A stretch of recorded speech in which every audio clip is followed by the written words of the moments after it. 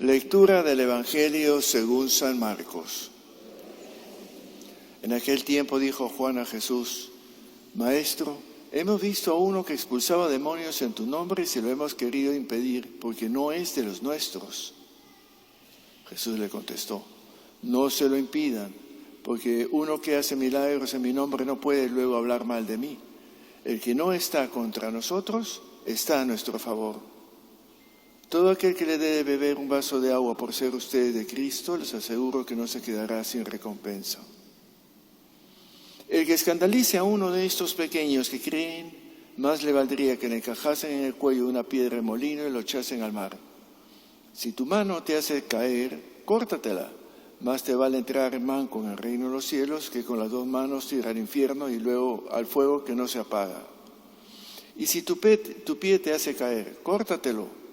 Más te vale entrar cojo en la vida que ser echado con los dos pies al infierno. Y si tu ojo te hace caer, sácatelo. Más te vale entrar tuerto en el reino de Dios que ser echado con los dos ojos al infierno, donde el gusano no muere y el fuego no se apaga. Esta es palabra del Señor. Casi me atrevería a decir, aunque no parezca.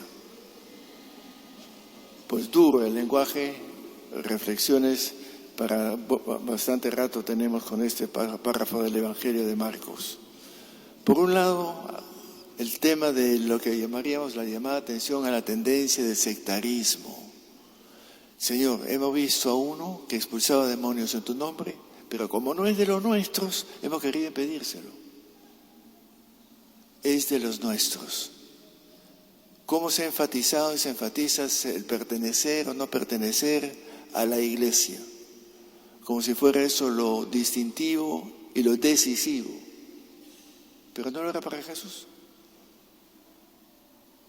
Había la tendencia a pensar, y todavía se siente y se ve sobre todo los grupos de tendencia sectaria, fuera de la iglesia no hay salvación. O sea, si te han excomulgado, mala suerte, te la perdiste. Eso está tan lejos del pensamiento y de la misión de Jesús. En el mismo Evangelio de Marcos, cuando empieza Jesús su misión, recordará que empezaba diciendo: el tiempo está maduro, el reino de Dios está al alcance, conviértanse y crean en esa buena noticia, que el reino de Dios está al alcance. El reino de un Dios que para Jesús, cuando uno va leyendo, no es un rey que dice: los que son dueños o pertenecen a mi reino, esos están bien protegidos y esos se salvarán. Y los que no, bueno, que vean cómo se las arreglan. El reino de Dios es un Dios Padre, es un Abba, Padre universal, no de un grupito. Esa idea de un Dios que hace distinciones entre buenos y malos, esas cosas tantas que hemos heredado, tendríamos que purificar tremendamente nuestras ideas de Dios. Es tremendo. Ese Dios no distingue. Dios es bondad absoluta. Como dice la primera carta de Juan, que es una de las definiciones más acertadas, sencilla, pero da en el clavo. Dios es amor. No es un amor selectivo. No es un amor que distingue o que separa o expulsa. Dios no puede hacer otra cosa que volcarse, darse, crear, generar, unir, armonizar.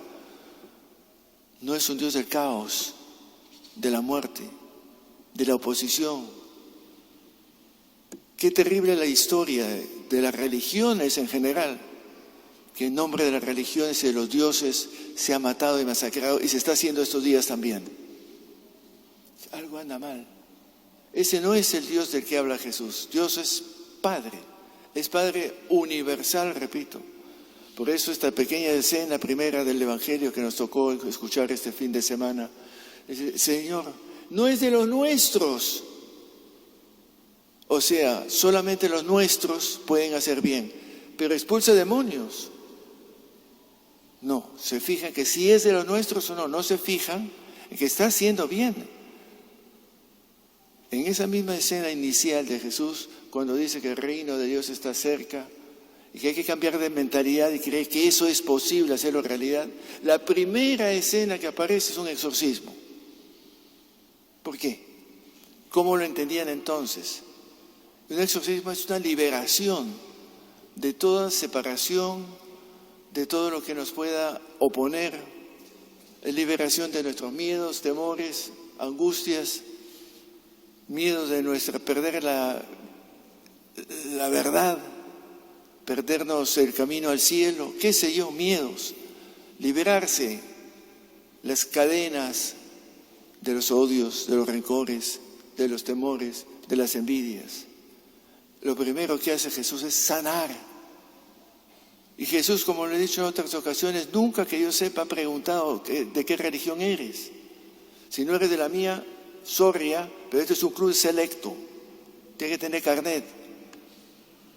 Esa mentalidad está metida aquí en muchos grupos y crecientes.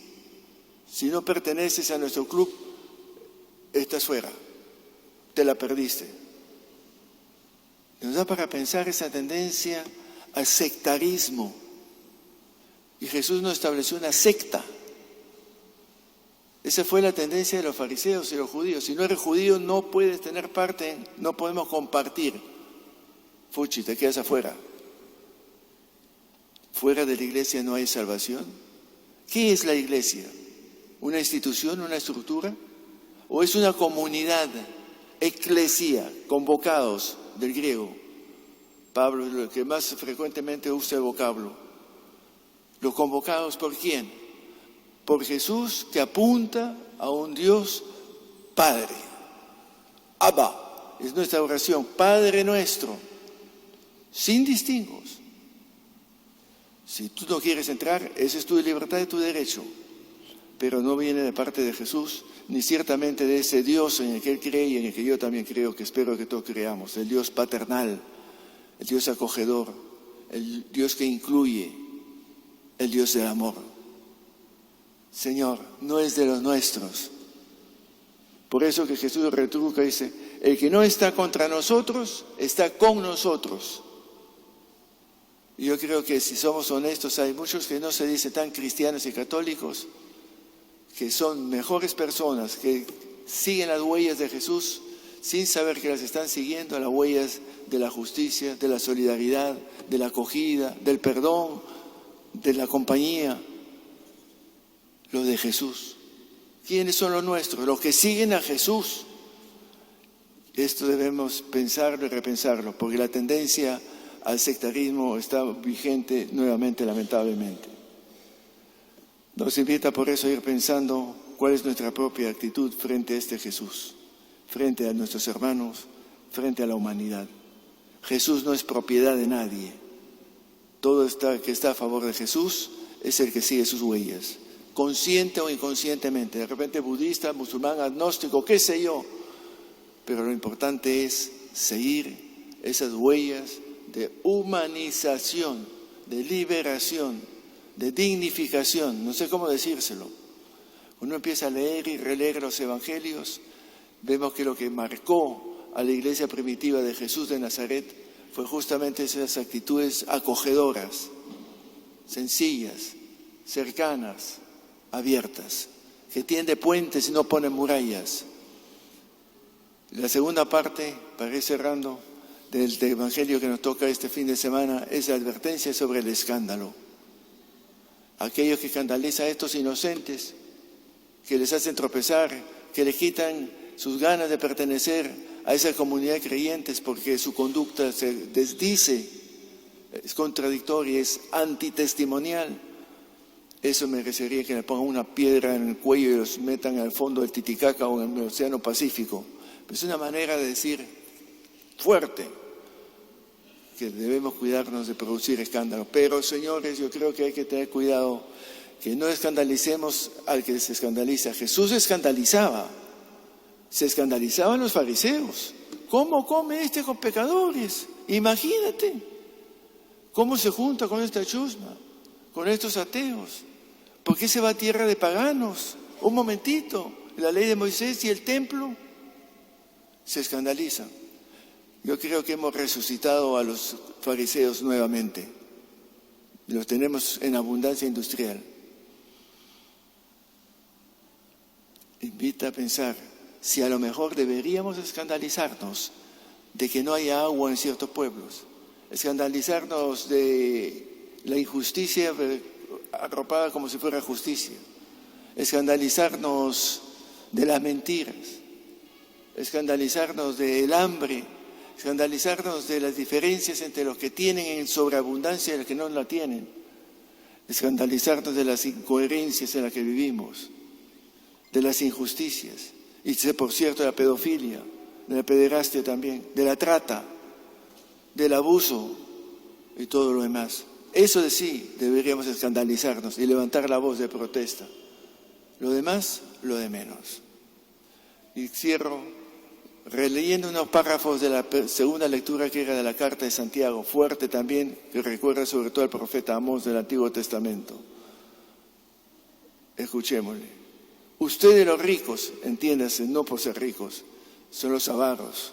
Ustedes los ricos lloren y lamentense ante las desgracias que se les avecinan. Su oro y su plata están enmohecidos y ese moho será una prueba contra ustedes. Han amontonado riquezas precisamente ahora en el tiempo final. El salario que no le dieron a los obreros que han cosechado sus campos claman contra ustedes. Ustedes han vivido en este mundo con lujo y entregados a placer, engordándose como reses para el día de la matanza. Han condenado y matado a los inocentes. Palabra de Dios, dijimos.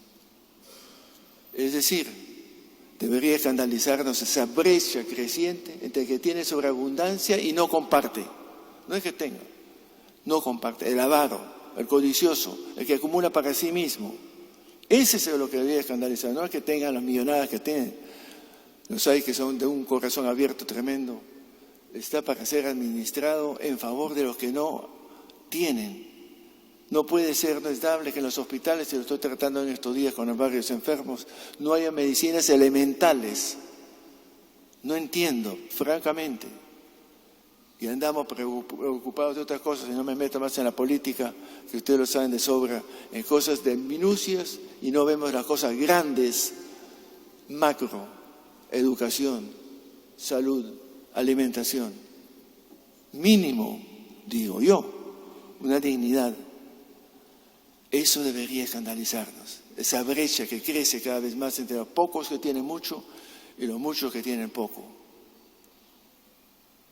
Eso era Jesús, y eso es escándalo. Y a lo mejor en lo que estoy diciendo escandaliza a más de uno. Y el Papa Francisco también está en ese sentido hace tiempo, produciendo escándalo. Y cuando me lo dicen, pero padre, ¿cómo se le ocurre? Está disminuyendo los creyentes. Digo, me parece muy bien. Me parece bien porque está poniendo los dedos sobre la llaga. Tenemos que hacer un esfuerzo de hacer realidad ese reinado de un Dios paternal y que por tanto nos tratemos no solamente en el discurso, de hecho como hermanos y hermanas, cercanos, acogedores, comprensivos, que se sientan incluidos, crean lo que quieran. La pregunta no es si es que está de acuerdo con las ideas, la pregunta es si me comporto como discípulo de Jesús. El discípulo de Jesús es ese Jesús, hijo de un Padre universal. Repito esa frasecita del Papa Francisco. Ahí están incluidos todos, todos, todos. Que así sea.